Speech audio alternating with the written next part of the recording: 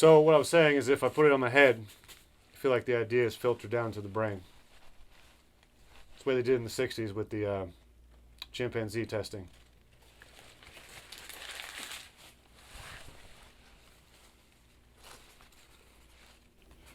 It says, if I put it on my head, it will filter into my brain.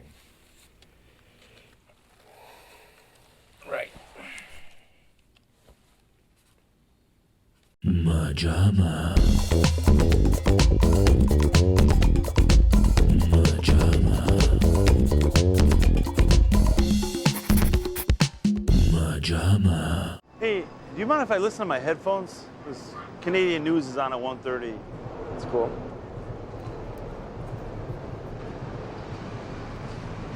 Chapter 4. Chances are you live in a metro environment full of men trying their best to get ahead. Millions. So how do you separate yourself from the guy next to you who may be younger and also wants what you want? Through the quality of your work, by flying higher. This chapter's entitled Taking Off. Let's let this classic rock song remind you what direction Richard Wellner is headed. Up. Let's rock! Welcome back once again, everyone, to MaJaMa Jams, a show where we sit around and discuss other people's work instead of doing our own. As usual, I'm Jason, this is Mateo, and this is Matthew, and today is a very special episode, because if you're one of those three people that's been watching us since the beginning, you know that this Italian over here is always the one to introduce the movies, always the one that's seen them already, always the one with the knowledge. But today I said, hey Matthew, why don't you bring one in from our collection that this guy hasn't seen, and we've actually done it. Now, we did have a triple blind with the first episode of Area 51 that none of us have saw, but today Mateo went in as a virgin to the 2008 movie, The Promotion. Now, this movie has our two leads, one might say comedy movie veterans, of Sean William Scott, he of the immortal Stifler, and of course John C. Reilly, who is known under many roles, but my favorite, of course, is alongside Will Ferrell in Step Brothers. We did it. We did it! It looked amazing. Look at that! That looks like what you would buy from a store. It should have been. Look a at all the buffet sports along. space. So We much. do aerobics in here. So many activities. Do step class. It's making my head spin. How many activities we can do? Play Army Man. Yeah. This is how we do it. Da, da, da, da, da, da, da. Hey, I never asked you. Yeah. You like guacamole? Ah! So, The Promotion is a Movie. And here's one of the biggest questions that I'll get off right off the bat. We'll just get into it later, but a comedy? It's a black comedy, I think. It's an extremely dry slice of everyday life comedy.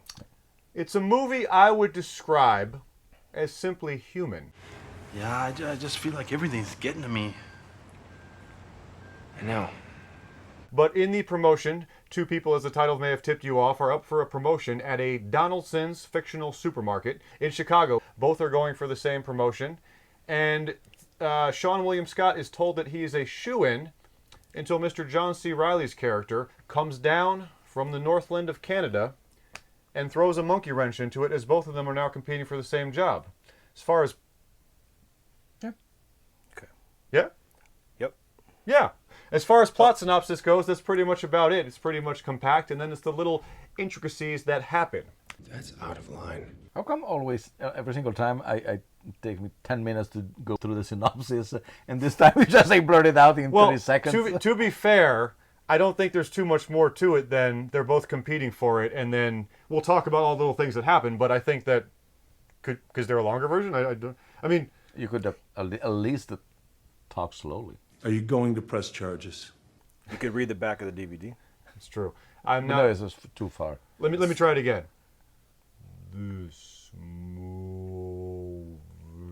If you go through the whole thing, it would be fantastic. Okay. Nothing really. That's the basic. The two guys compete for promotion at a supermarket, and it's a slice of both of their lives, and yeah. Actually, no. Before we get into your thoughts, I'm actually going to give a little bit of a background. Now, one of the topics I always wanted to get into on the show is the environment and situational qualities of watching a movie that can sometimes massively affect your viewing experience. Matthew, correct me if I'm wrong, but we were dragged against our will into the hot lands of Texas for the first time ever in the sweltering heat for a family reunion that Dad wanted us to come to. We were set up in a hotel room together and waiting to go to the place where the family was. We turned on a channel in the hotel to an HBO, some type of channel like this. This movie was on, happened to right be starting.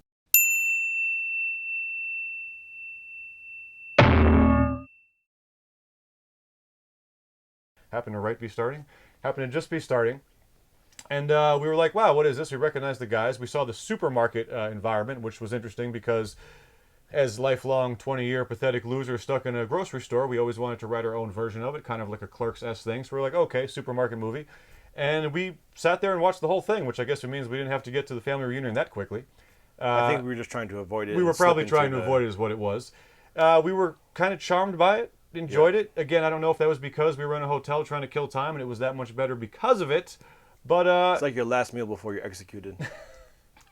It just tastes better because you know what's about to happen. That may be it. But we ended up quoting it quite often, actually, surprisingly. Well, my question is, when did we ever go? Because we didn't see the whole thing. So when did we go back and actually watch the whole? That's what I was going to say next. I think it was one of those regulars on the movie channels that we were like, oh, I think we did finish it the first time. If not, we missed only like the last 10 minutes because we had to go. But I think it became a regular viewing on the movie channels. And for a movie like we mentioned at the beginning, that's kind of light on the comedy, not to really claws out, we quote it incessantly, a lot of them. There's a microchip on the right anterior wheel that has a sensor in it. If it detects an obstacle, it will engage the self-braking mechanism. So no more scratch door small claims, right? All right, here we go.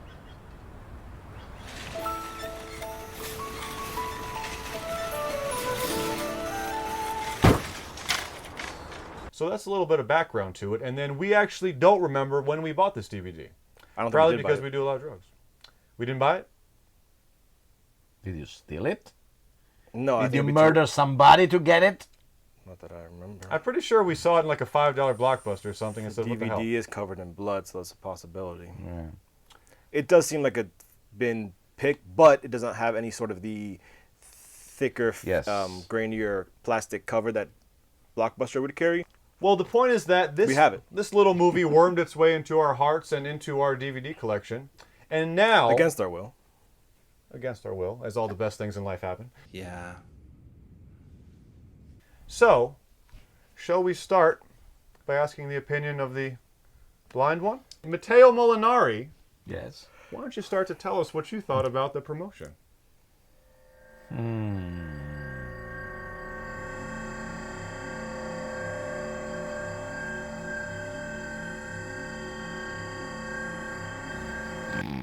Oh, it cracked my neck. I like it very much. Ooh. I did like it very much because as much as I like Sean William Scott and John C. Reilly in their comedic exploit, I adore them when they play subdued, restrained characters. There is so much going on behind their eyes, and you see them, the body language, the movement, you see the restraint. Good word also for the whole movie, I feel like. Subdued, restrained. Yes. Very much so the tone is... Yeah, because at first, honestly, going blind and not knowing anything about it, I was worried for a second. I say, oh, it's going to be one of those comedies because there is the bit when...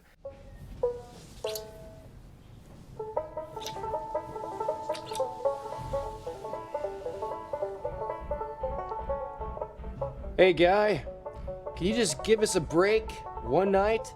My partner's coming over. I'm supposed to have this piece prepared. Man, we're trying to have dinner.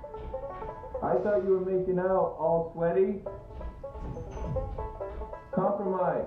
I'll do scales. And so I was saying, oh, it's going to be one of those movies. Oh, those awful knockoff And in fact, comedy. for about 5 minutes, I think that the scene right after that is the two of them taking the train for the first time together, and I say, oh, if somebody spills something onto Sean William Scott's jacket, is one of those movies. And instead, it kept it very, very plausible in terms of what actually can happen. There's a tiny little misunderstanding or incident on work. Scott, lot? The full week? Pepsi's sending a new season of stuff. Yep. Kevin wants Richard. Pepsi goes chips, the paperware. That's 6 days of bad cards from the lot. I got 2 weeks before the board decides about Augusta. That's 1 week of suck cards. Come on, Fargus. What, do you call me by my last name now? So I genuinely enjoyed it's a very also slow burning. It's not even a revenge plot because you don't know if the two of them will ever. Well, yeah, at a certain point they do get to blows in the parking. But you don't know if they're gonna start to sabotage each other, and even that is fairly plausible. I was imagining as I was watching it at a certain point, I flicked what's left of my brain. I was saying, okay, if this were a Ben Stiller movie, we would see him at night building something gigantic in order to embarrass his colleague. What was this grocery movie with Dane Cook? Employee of the Month. Employee of the Month. Although that was, and I mentioned this because it was specifically built around that type of store, a Costco knockoff, superstore type thing. But that's what I'm thinking. That's what I can see what Mateo's talking about. Oh, right, the over the top. It could instantly go with that with Jessica Simpson too. Surrender! Surrender, Buck!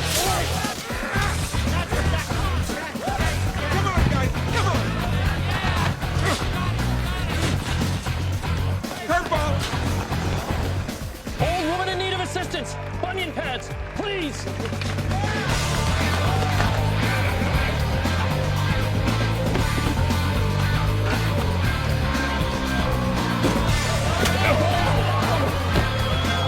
This one instead, it's there are even there are a lot of scenes which surprise me pleasantly of just the close-ups of the characters. They don't say anything, and you read everything in that they're going through: the depression, the sadness, the excitement, the confusion. Sometimes at a certain point, John C. Reilly mentioned, and over there I wasn't, again, still not entirely sold. Okay, this is what it appears to be when he says, I'm a drug addict, recovering, and an alcoholic. And I would say, okay, is this something that's just like saying, making up? And yes, and then there is a twist, or instead, no, it's actually that was genuinely his character. So I think one of the greatest ammunition in the arsenal of this movie is it is cast perfectly. Every single role, from the smallest one to the main ones. That's a great point, Mateo, because I was just staring at the table scene and I was like, these people are perfectly cast. These aren't. I buy that. We've worked at grocery stores endlessly, and I buy every one of them as just like bag boys that hate their job or like cart attendees. And they all look perfect. And Fred Armisen. Fred Armisen. Well, he can't do wrong, even if he tries, but he gets the exact perfect note of being the plausible, borderline, funny, but still plausible. You know people like that. You did male gymnastics in the Junior Olympics? What? You were a male gymnast? Lopez said. I don't know what they're saying. Her name, same as mine, popped up at Google or something. Hey, what's your soups? What about my soups? Your soups are sloppy. On the note of casting, me and Matthew, one of the things we've always said, Gil Bellows, the head of corporate, was in Shawshank Redemption. Sounds like you've done time all over New England. Yeah, I've been in and out since I was 13. You name the place, chances are I've been there. Perhaps it's time you tried a new profession. What I mean is, you don't seem to be a very good thief. Maybe you should try something else. Yeah, well, what the hell you know about it, Capone? What are you in for? Me? Lawyer, fuck me. Everybody's innocent in here. Don't you know that? But from the first second we watched this movie, I was like, my God, that guy looks like head of corporate that comes in and everyone rolls their eyes and straightens their tie and just ass kisses. Like, he is one of the best things of casting I've ever seen. I can't tell you how much I buy him in that role. No, he's impeccable, and this is one of those movies that I enjoy watching and eventually rewatching because it's actually everybody is incredibly so. Yes, and way too many times you see in a movie with two big names in the leads, usually all the other characters say, yeah, just like fill it with whoever shows up, or fill it with that guy from SNL or that guy from The Office who is making it funny. And no, the casting has been done like almost a Michelangelo painting where every brush stroke counts. There is nothing say, oh, I put this one just because. No, even the smallest role is perfect. You know what I'm talking about.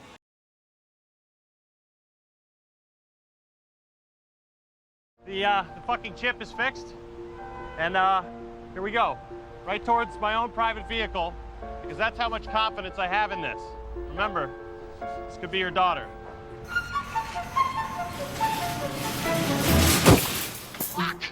I'm thinking of your anecdote you've told us about someone asking Spielberg who he would, if he were to redo Jaws in a more modern time, who would you cast as Hooper? And he said Jim Carrey, and I would sit on him. Yeah. And when you mentioned Armisen, of course we all know how nutty Armisen can get. Yes. I feel like the sit on him quote is kind of this. We've seen everyone be crazy. We've seen Sean William Scott be Stifler. We've seen, like I said, John C. Reilly is gorgeously berserk in Step Brothers. We've seen Armisen go nutty as hell in his own personal stuff in SNL. But in this, it's like, okay, you can be funny, but we're gonna turn it. It's almost like you said in TerrorVision. He said turn everyone up to 11. Yes. It's like, guys, we're gonna turn down to about a strong 6. Yes. You know. And it's and what is even more magical, and I guess it is also because of a solid script and a good direction, is that everybody got it. There is not the scene-stealing cast member. This is a scene-stealing cast. Everybody is complimenting each other. They're not trying to go each other. There is not the only thing which is the only flaw in the movie. Gasp. Let's hear it. Drum roll, please. A missed opportunity of the rules of 3. The shopping cart with stuff. Yes. It's never concluded. Yes. That's why I ask you, is there a cookie? Because I was saying, okay, the third part then is going to be in the Wow, that's one of my favorite gags too. And it only Did we watch all the way to the end of the We did not. We did? Yes, we did. did. Okay. And that's made me sad. Hey, Doug! Doug Stauber! Hey. It's my wife, Lori. I was just telling her about this new place. Hey, come on over and meet Christine Wellner. Hey. Hey. Hi, I'm Jen. Lori, pleased to meet you. Hey, Doug. What kind of accent is that? It's really pretty. Scotland. We met on a mission to Scotland. On an army mission? Christian, man. Christian mission. No, this is a very intriguing movie, and I was actually waiting to see if Matteo liked it. I'm very elated that you did, because when we were watching I'm still on edge. Did you? I'm sorry? I'm still on edge. When we were watching it, I was like, okay, I like this, but my God, it's slow. And, you know, Matteo is definitely a movie lover, so of course he's going to give things a chance, but I was like, I wonder if he's going to. But to that note, it's very... I was going to say Matteo's very slow. Matteo is a moron. You should see me running then. That's why I'm afraid of snails. Can I run a snail? Even mushroom escaped me from when I go hunting. I like what you're saying. Also, John C. Reilly, especially in this role, reminds me of a very friendly, loving monkey uncle. Like, his face is just very monkey cartoonish, like, where you just kind of feel like, okay, he'd be a comforting uncle to have in your life. And you kind of feel for him as well. Wow. Yes. I'm falling in love with this more as we have this discussion. And also, I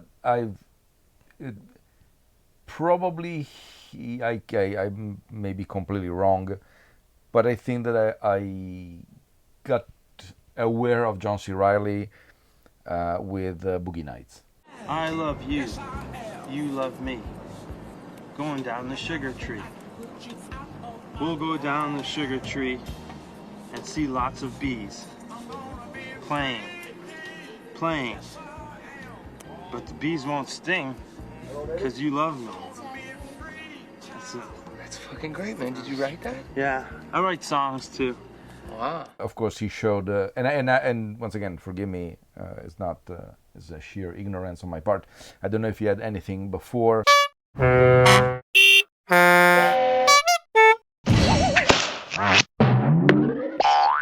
But then he showed very clearly that he has a talent for everything, from drama to comedy. Even the man matches Farrell just beat for beat in Step Brothers. He Yes. can go as berserk as he can. And even in musicals, as in Chicago, he's terrific in that.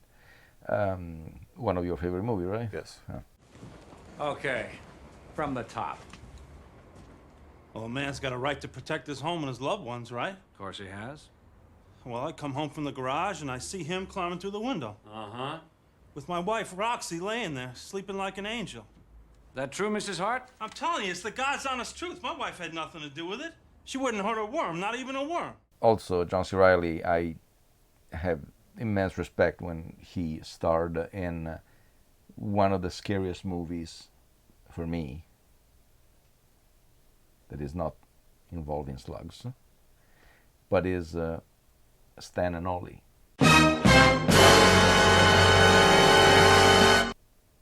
Yes, that's on the Which list is for the show.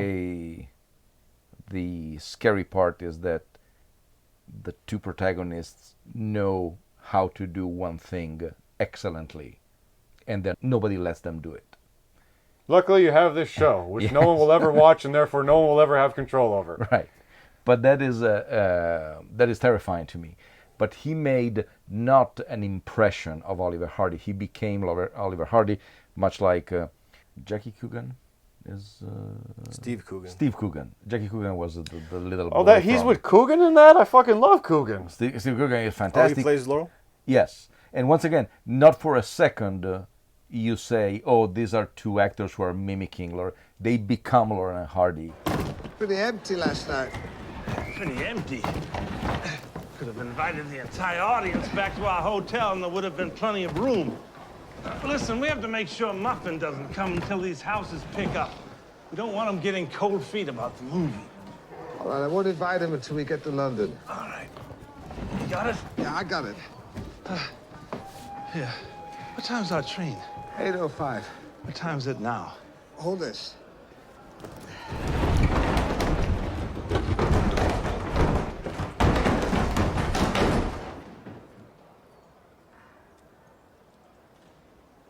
Do we really need that trunk? This is a very intriguing movie because it's very subtle and low key. It's like ripples when you throw a slight pebble into a pond. Like I said in the beginning, it's pretty much just that these two guys are competing for a promotion, but it unfolds in little ways.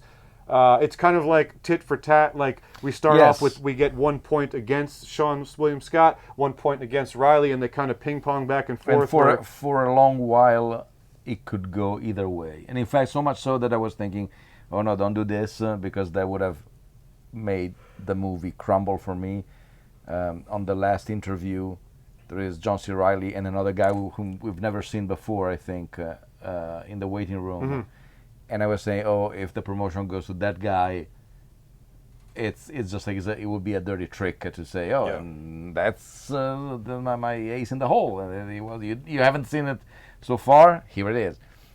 So I was very worried about that. I also like the line that just kind of wraps up everything they've been through, just to kind of sum up everything they've gone through and with fighting over this promotion, and also not to make it overly verbose or emotional between the two of them. Doug, we're all just out here trying to get some food. Sometimes we bump into each other.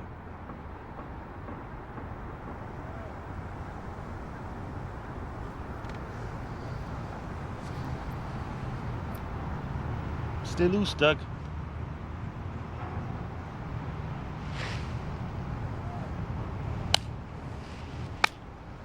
It's a spectacularly relatable movie, because if you see something like Mission Impossible or James Bond or yeah, we should watch that.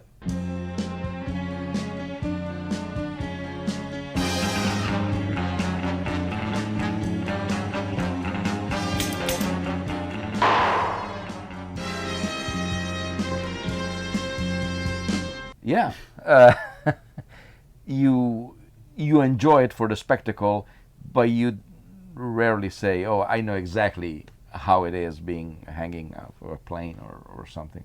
Oh, we didn't mention. When the fuck were you hanging out of a plane? Remember when I got nauseous that time and I almost vomited in the bag and the lady was like, "Oh yeah, I read about it on a blog."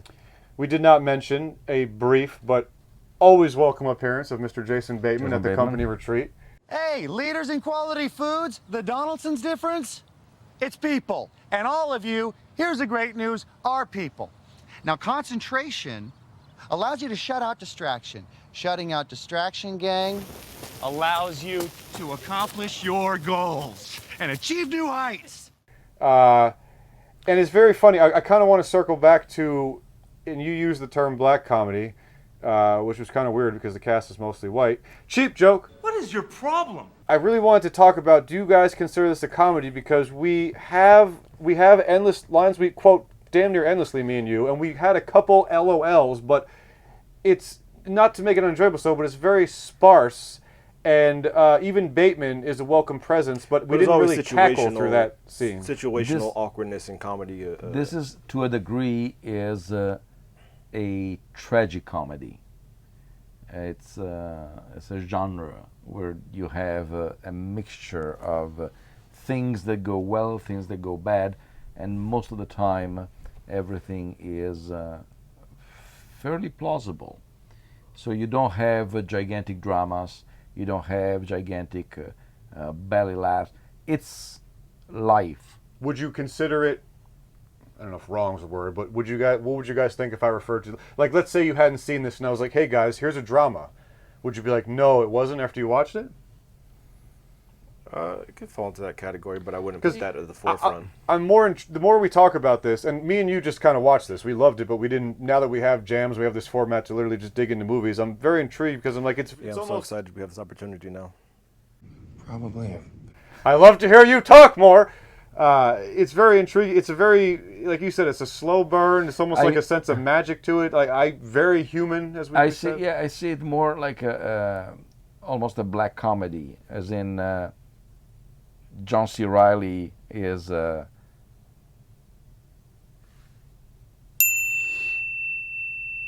It's a western. There is the grocery store is a town. A stranger comes from outside, unsettles the rules. There's kind of like not exactly a duel with guns, but almost. And then he moves away after he's been beaten. I see it more of a black comedy to a degree. So, which are those movies where? But it's not that dark. Is not dark, but at the same time, it's bleak.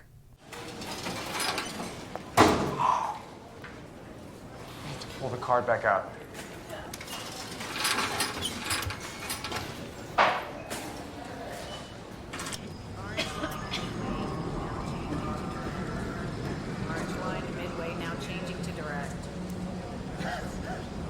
Because their future is bleak.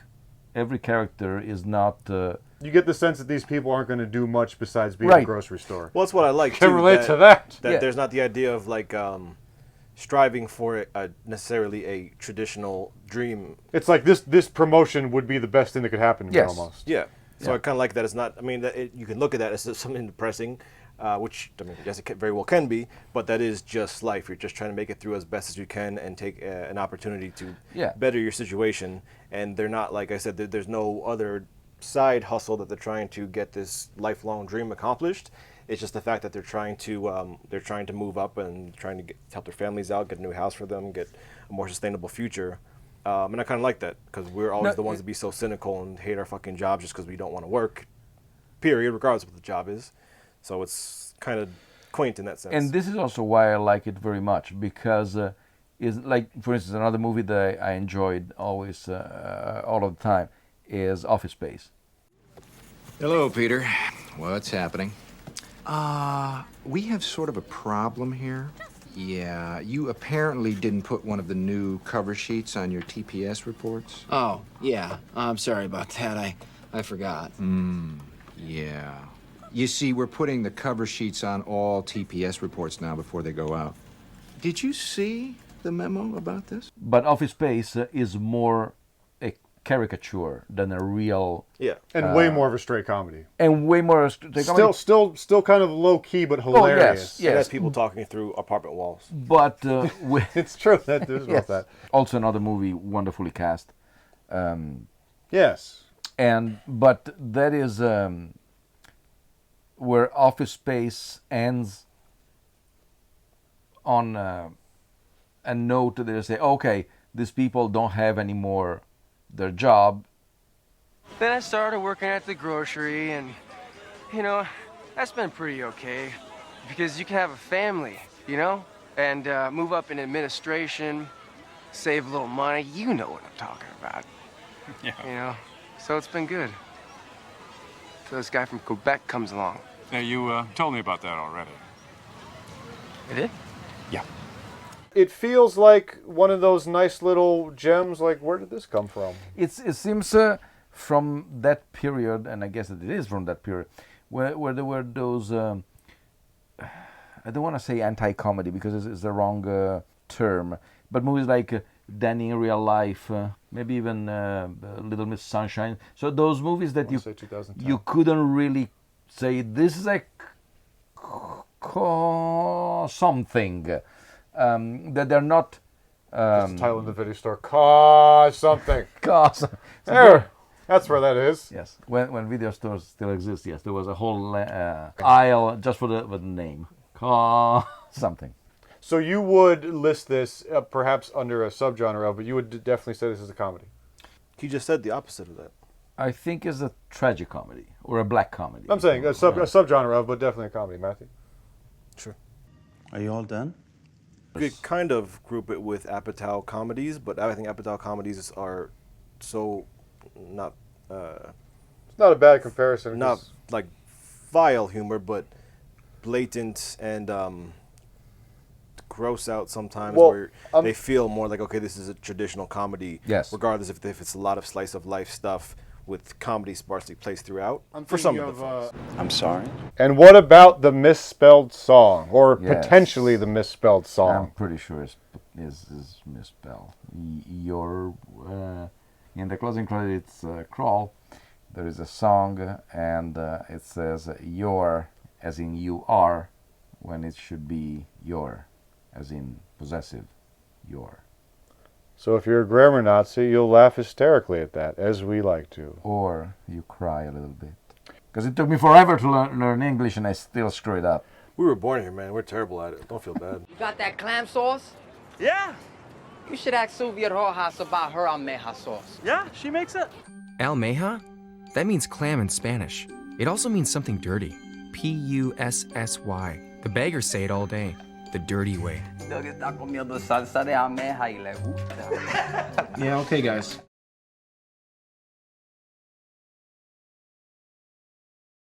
I think everybody's feeling pretty good about it. Yeah. It's isolated. Oh, yeah, it's a one-time thing. Was that? I agree, it's isolated. I think it was just some black apples. We won't be seeing that happen again. Black apples. Can we talk about any of the little, or do any other little scenes pop out? Because I feel like the plot synopsis was so quick. Are there any other little scenes or moments we could highlight? Blapples is friggin' hilarious. See, even those moments they feel real. Yes, exactly. Are played real. What's that? You said black apples? I said bad ones? The fuck you said bad? Bad apples? You said black. John C. Reilly is that guy, nervous, just trying to mumble and agree, and he spits out probably just a couple of black apples. Yes. Which is just, sells it so perfectly, like the stooge just saying something he knows he shouldn't. You are not a black apple to me. I said that possibly there was one black one in the batch, not you. And I didn't mean to say black, I meant back. Blatch, blad. Blapples. And then Blapples is just almost like an Austin Powers type goofball thing. But again, like you said, that's a very good point. It's not it's hilarious, but it's not played like, oh, waka waka. Yeah, it's like, exactly. no, this poor guy, this poor schlub. Plus, even the response from the board director is like, "Hey, okay, guys, it's been a long day. That was just a genuine slip up. It's not played like, oh, and just cut to from the awkwardness to the next scene. You kind of how you would normally be like, okay, this is a mistake. Let's talk through the situation, just kind of diffuse it. Let's go outside. I'll get you guys some coupons." Where'd you get this fucker? Let's catch up outside. I'll hit you with some gift certificates. I do like that Sean, and I think I read this in a quick blurb I was glazing over before we got to the show here, but stop saying that. They are. I read this later. Yes. Back in the day. Just say stuff. Don't say that you read it. Especially not before the show. Anyway, they're both willing to be humans to each other, and it never turns into a full on feud so much that they can't see what the other guy might be going through. Perfectly. I was thinking exactly of that. Richard Wellner is not afraid to put others under his thumb because Richard Wellner totally does more than what's expected.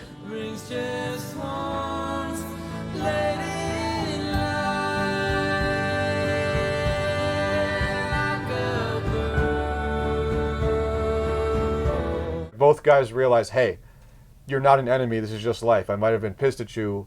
And I think that if I had to sum up the charm of it, it's that both the guys always recognize this is a human being. Yeah. And like he says, you introduce John's family, and then Sean is kind of like, oh, damn, he's a family man. Like, they get it. They know that they're not dealing with... and the movie also doesn't treat, like you said, it's not a cardboard villain or a cardboard... No, in fact, there is not really an antagonist per se. Yeah. There is just like the board of directors is always seen kind of like a menacing or... It's almost like Vader with the... yes, or exactly. the Emperor with the red guards behind him.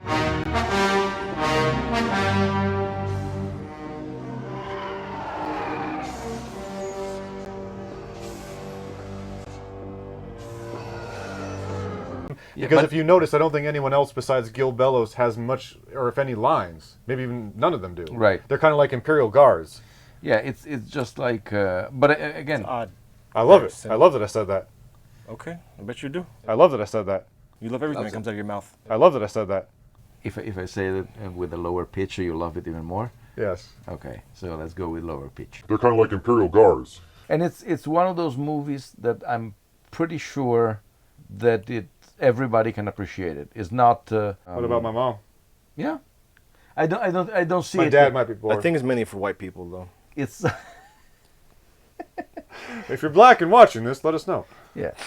No, I think that is one of those movies that it transcends its time, because everybody has been in a situation like that with a boss, with a possibility of promotion. Heck, we even made a movie where somebody might get a promotion. Why do you want this promotion? Why do I want this promotion?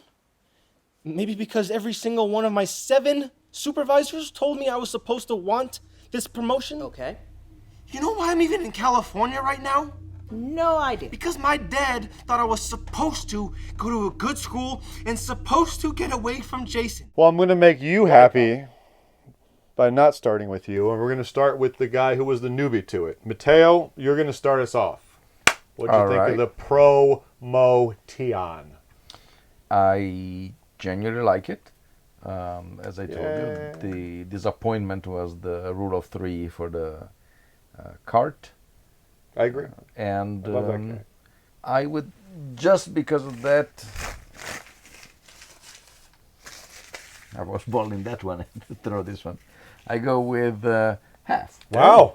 Yeah. Jesus. You done good, kid. For Mateo's first blind watch, you done good. I'm very happy to hear that, Mateo.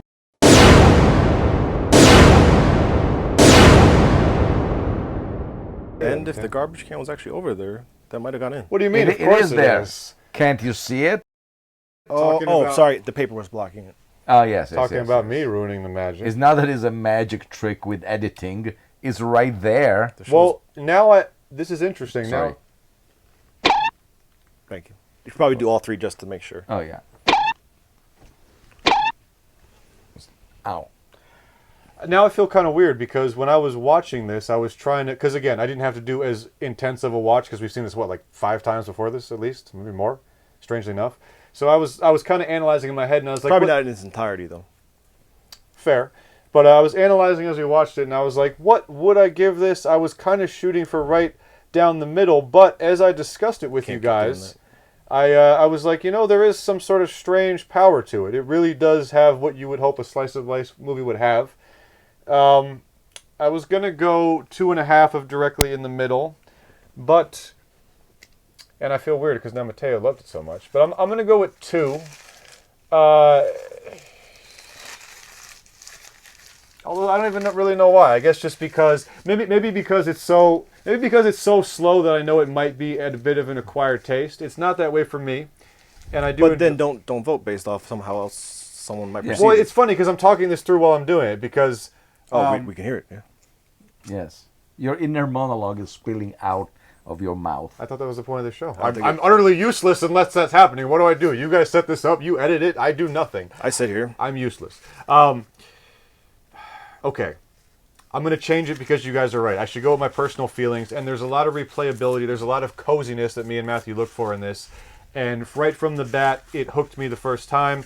So I will go with 1.5, just because I guess I'm thinking of movies I would give like a perfect score to or a 1, and even though I love this movie, it feels like it'd be a little away from there. So yeah, 1.5 feels about right. I'm going to go with pretty much everything you said. And go with 2. Okay. Wow, Mateo gave it the highest, and he's the newbie. I mean, I give it 1.5. I know. I'm saying I'm going with everything pretty much you said. So why the extra bump up? Explain yourself. Just because I could feel it would be easier to find it playing on TV and stop it on it and watch it than being like, let me put this on, let me show this to X person, as opposed to someone like you or Mateo. And while it's very relatable, sometimes I think that's sometimes movies' downfall in terms of it could be a 2 box thing. People want escapism. Yeah, often. yeah. Oftentimes. But more so the specificity of a grocery store, even though, like you were even saying, these situations can apply to any job, anywhere. MaJaMa. Richard Wellner.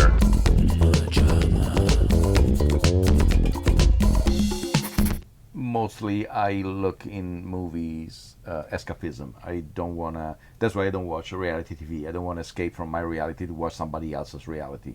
I want to watch something that it's clearly that cannot happen. However, every now and again, a small parable or a small, I don't know what's the opposite of adventure, but a small... Deforestation. Okay. A small vignette like this of life. A little snapshot of life. Yes, it's also pleasant because it makes you feel, okay, I'm not alone. The struggle is real for everybody. Except for Jason, who pretty much just coasts by and lives with his mother rent-free. Bless her wonderful angelic soul. But the rest of the people on Earth are kind of suffering. MaJaMa.